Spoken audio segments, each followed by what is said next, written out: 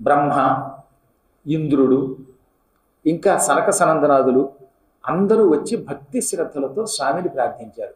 స్వామి, ఇక్కడ మా అందరి కోసం పుష్కరిణి అని ఒక క్షేత్రాన్ని తయారు చేయి, ఒక సరస్సుని తయారు చేయి.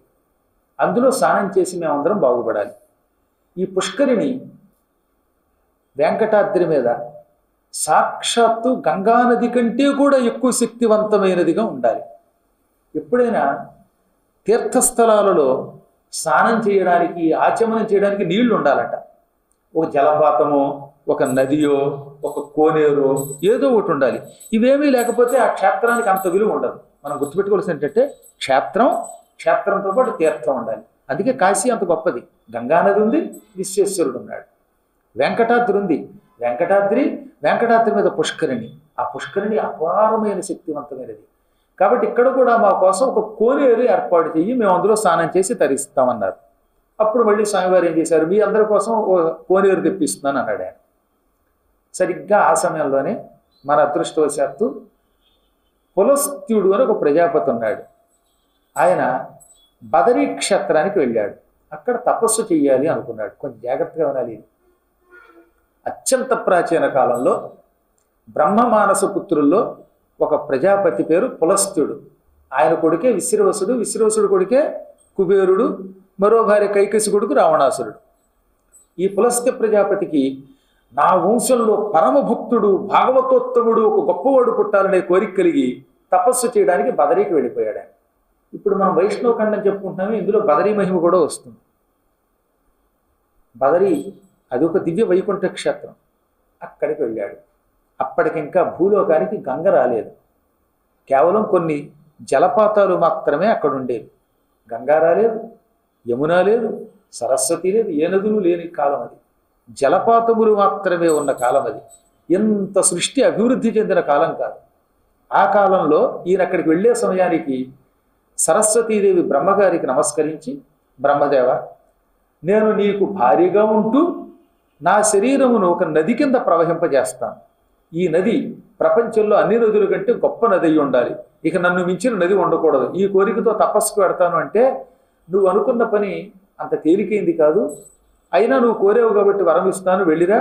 కానీ నీకంటే గొప్ప నది లేదనే ఖ్యాతి నీకు రాదు, కొన్ని కారణములు ఉన్నాయి అన్నాడు బ్రహ్మ. అప్పుడు సరస్వతి ఆయన్ని విడిచిపెట్టి బదరీ క్షేత్రానికి వచ్చి, ఇవాళ మనం మానా అని పిలుస్తున్నాం బదరీలో ఒక ప్రాంతాన్ని, ఆ ప్రాంతమునికి వచ్చి తపస్సు చేసింది. చాలా గొప్ప దివ్యస్థలం మానా.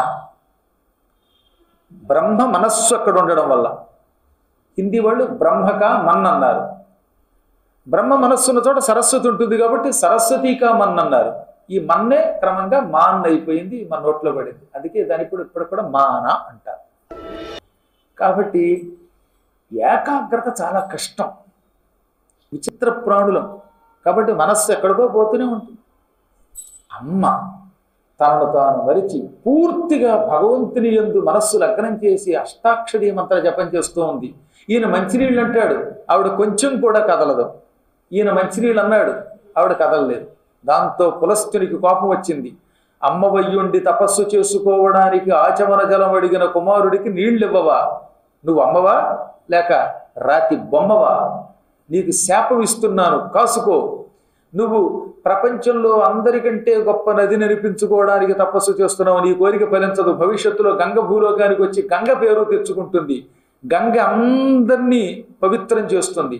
అందరూ గంగా గంగాని పొగుడుతారు. అసలు నువ్వు కొంత దూరం ప్రవహించి కనపడకుండా పోతావు, అంతర్వాహిని అయిపోతావు. కొంతకాలం పోయాక నువ్వు కనపడవు, నీకు ఎక్కువ పేరు రాదు అని చెప్పించేశాడు. అప్పటిదాకా జపంలో ఉన్నవాడు ఈ కఠోర శాపానికి మాత్రం వెలుగు వచ్చేసింది ఆవిడికి. వెంటనే కళ్ళు విప్పింది. సరస్వతీదేవి తెల్లగా ఉంటుంది. ఆవిడ తెల్ల కనుగుడ్లు కూడా ఇంకా తెల్లగా ఉంటాయి. కానీ ఇప్పుడు ఆవిడకి ఆ పుండరీకాక్షినికి కళ్ళు ఎరుపెక్కాయి. ఎర్రబడిన కళ్ళతో వాడికి చూసింది. ఓరి దౌర్భాగ్యుడు, నువ్వెక్కడ పుట్టేవరా కుమారుడిగా? నువ్వు పుత్రుడివి కాదు, శత్రుడివి, నా కరుణకి అపాత్రుడివి. నన్ను మించిన నది ఉండకూడదనే దీక్షతో కఠోర తపస్సు చేస్తూ అన్నీ విడిచిపెట్టి ఈ ప్రాంతంలో ఉన్న నన్ను అన్యాయంగా శపించావు కదరా, నీళ్ల కోసం నాకు కన్నీళ్లు తెప్పిస్తావా అని బాధపడి, నువ్వు నన్ను శపించావు కాబట్టి నేను నీకు శాపం ఇస్తున్నాను.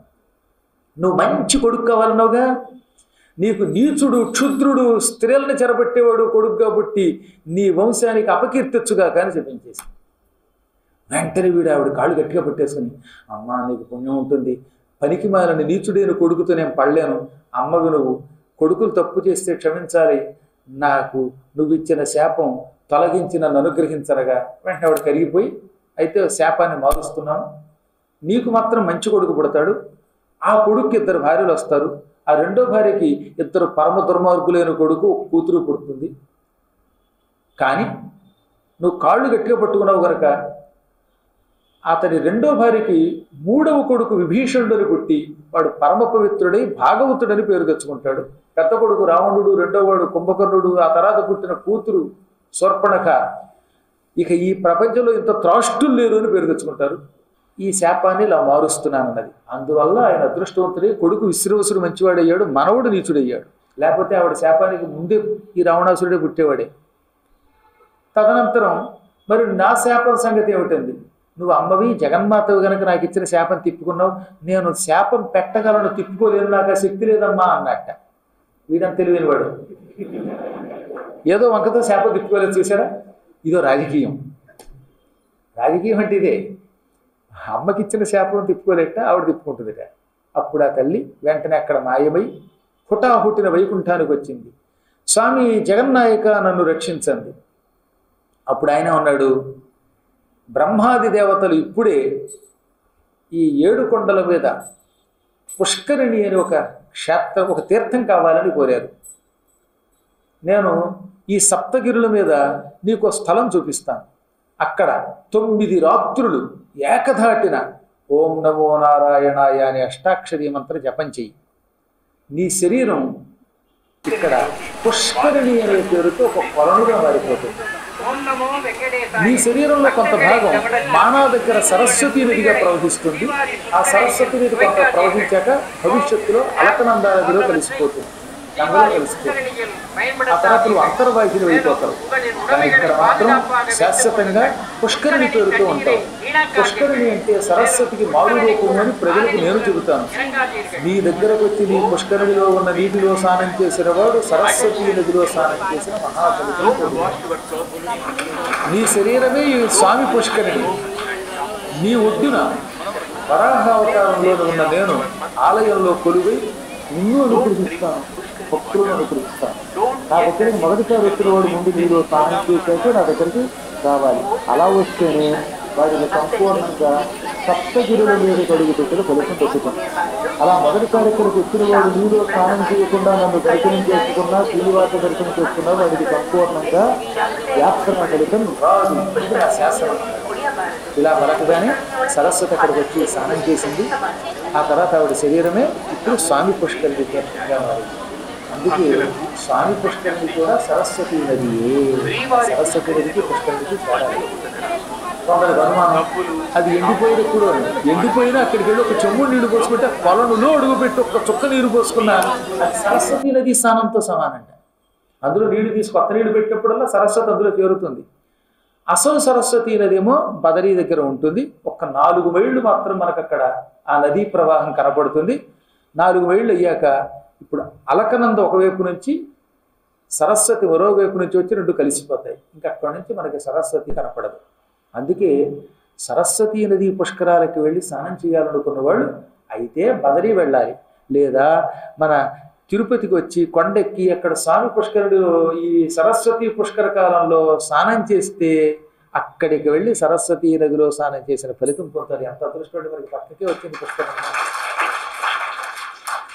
తన్మధ్యే పుష్కరం దివ్యం సహస్రదళ శోభితం శ్వేతం చంద్రం సహస్రాభం కర్ణికారే సరోజ్వలం. ఈ 7 కొండల్లో మధ్యలో ఉన్నది, సరిగ్గా 7 కొండలకి మధ్యలో ఒక కర్ణిక దుద్దులో ఉంటుంది పుష్కర క్షేత్రం. ఆ పుష్కరం అనే సరోవరం 1000 రేకులు కలిగిన తెల్ల తామర పువ్వు ఆకారంలో ఉంటుంది. జ్ఞానులకు అలా కనపడుతుందట.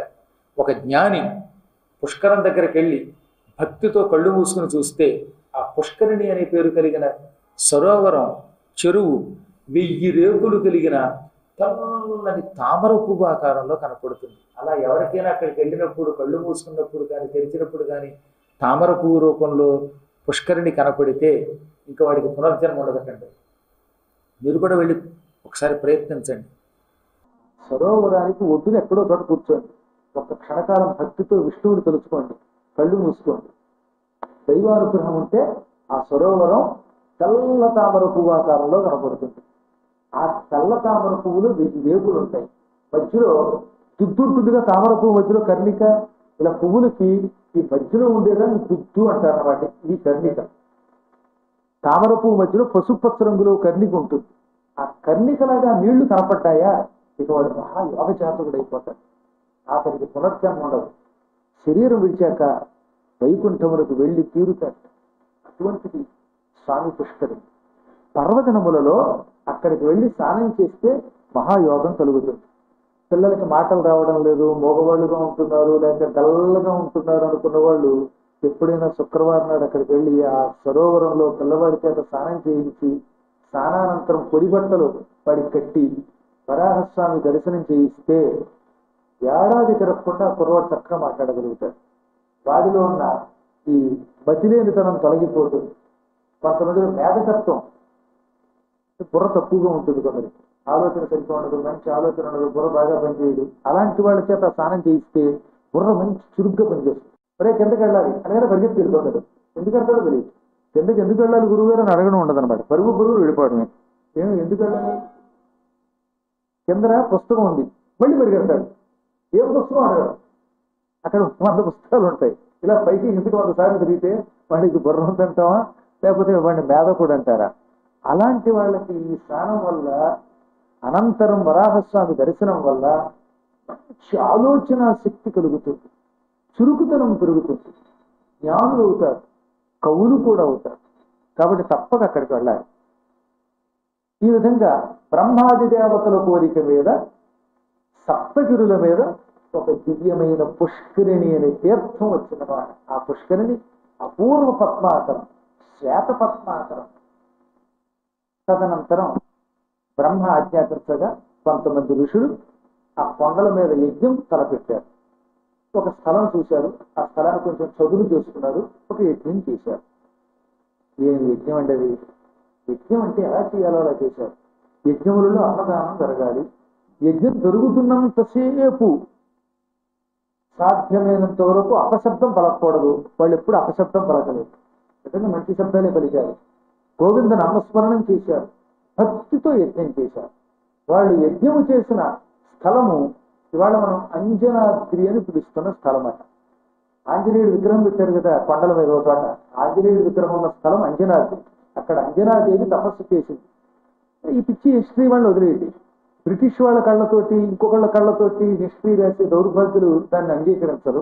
కానీ పురాణ జ్ఞానం, సాధు జ్ఞానం, దివ్య దృష్టి కలిగిన వాళ్ళు మాత్రం అంజనాద్రి అంటే 7 కొండల్లోనే ఉందని అంగీకరిస్తారు. ఆ అంజనాద్రి దగ్గర వీళ్ళు తపస్సు చేశారు. అనగానే మళ్ళీ వీళ్ళకి అనుమానం వచ్చిందంట. ఈ పురాణం వింటున్న వాళ్ళు 88,000 మంది ఋషులు కదా, వాళ్ళందరి అనుమానాన్ని సౌనకుడు ధర్మ సందేహం తీర్చుకునే వంకతోటి సూతుడిని అడిగాడు. శేషాద్రి క్రీడాద్రి వెంకటగిరి అనగ 3 నామధేయంబులేమేమి కారణముల చేయగలిగి. కొందరు వెంకటాద్రి, శేషాద్రి, క్రీడాద్రి అంటారు. ఈ 3 నామాలతో పిలుస్తారు. మరి కొంతమంది శ్రీ పర్వతం, శేష పర్వతం, వెంకటాద్రి, గరుడాద్రి, నారాయణాద్రి, వృషభాద్రి, వృషాద్రి అంటారు. మరి కొంతమంది అలా కాదండి, చింతామణి పర్వతమని, జ్ఞాన పర్వతమని, లేకపోతే తీర్థ పర్వతమని, పుష్కర పర్వతమని, నారాయణ పర్వతమని, వైకుంఠ పర్వతమని, ఇలా రకరకాల నామాలతో పిలుస్తారు. ఈ 7 కొండలకి ఇన్ని పేర్లు ఎలా వచ్చాయి? ఒక్కొక్క పర్వతానికి మళ్ళీ 2-3 పేర్లు ఉన్నాయి. అవడానికి 7 కొండలు. 7 కొండలకి మళ్ళీ ఎన్ని నామాలు ఉన్నాయో, అనంత నామాలు ఉన్నాయి. ఎందుకు ఇన్ని పేర్లు వచ్చాయి ఈ కొండలకి అని అడిగితే అప్పుడు అది చెప్పాక ఈ కథ కొనసాగిస్తాను, ఈ ఋషులు యజ్ఞం చేసిన కథని అని ఇలా చెప్పడం మొదలుపెట్టాడు. ముందుగా ఆ పర్వతాన్ని బ్రహ్మదేవుడు చింతామణి పర్వతం అని పిలిచాడు. చింతామణి అంటే ఏమిటి? పూర్వం పాల సముద్రం చిలికినప్పుడు అందులో మణి వచ్చింది. ఆ మణిని చింతామణి అన్నారు.